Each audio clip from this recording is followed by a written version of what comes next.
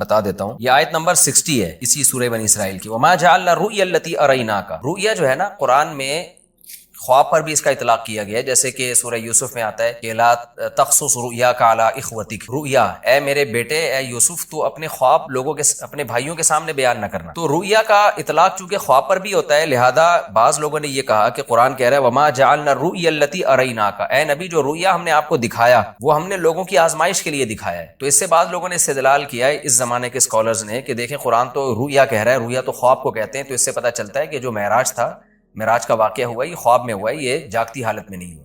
لیکن خوب سمجھ لیں عربی میں جو رؤیا کا لفظ ہے یہ منظر کے معنی میں استعمال ہوتا ہے. منظر، سین جسے انگلش میں کہتے ہیں سین. رؤیا کا رؤیت سے نکلا ہے، دیکھنا، وہ چیز جو دیکھی جائے. تو خواب بھی چونکہ ایک سین ہوتا ہے، منظر ہوتا ہے، اس لیے اس کو رؤیا کہا جاتا ہے. یہ مطلب نہیں ہے کہ ہمیشہ رؤیا کا اطلاق خواب پر ہی ہوگا. اور اس کی دلیل اسی آیت میں موجود ہے. قرآن کیا کہہ رہا ہے؟ ہم نے جو آپ کو منظر دکھایا وہ اس لیے دکھایا تاکہ لوگوں کی آزمائش کا ذریعہ بنے. آزمائش جب ہی ہوگی نا جب کچھ اس کو مانیں گے، جب کچھ انکار کریں گے. اگر یہ خواب ہوتا تو پھر آزمائش تھوڑی ہوتی، پھر تو مشرکین بھی کہہ لیتے بھائی خواب تو کچھ بھی آ سکتا ہے. اور آگے قرآن کیا کہہ رہا ہے وَالشَّجَرَةَ الْمَلْعُونَةَ فِي الْقُرْآنِ. اسی طرح وہ درخت جو ملعون درخت ہے جس کو شجرہ زقوم کہا گیا ہے، وہ بھی ہم نے ایک لوگوں کے لیے آزمائش بنایا ہے. کیونکہ جب مشرکین مکہ کو بتایا گیا کہ کڑوا درخت ہے جہنم میں، تو فوراً انہوں نے کہا کہ درخت تو آگ میں اگ ہی نہیں سکتا، یہ تو پاسبل ہی نہیں ہے.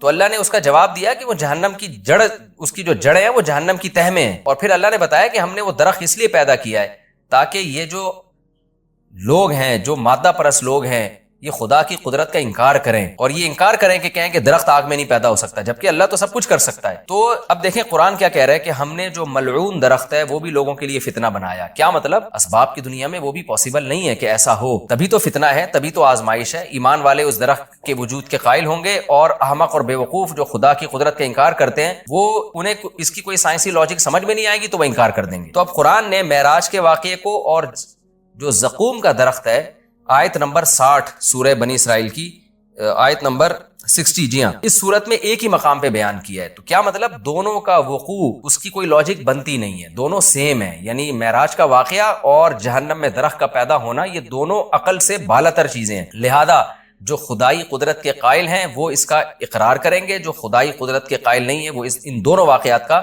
انکار کر دیں گے. تو اس سے بھی پتہ چلتا ہے کہ معراج جسم کے ساتھ ہوئی ہے، کیونکہ اگر اس کو خواب میں مان لیا جائے تو پھر یہ اس کی کوئی سائنسی دلیل دینے کی ہمیں ضرورت نہیں رہتی، کیونکہ خواب میں انسان کچھ بھی کر سکتا ہے، سب کچھ ہو سکتا ہے خواب میں اس کے ساتھ.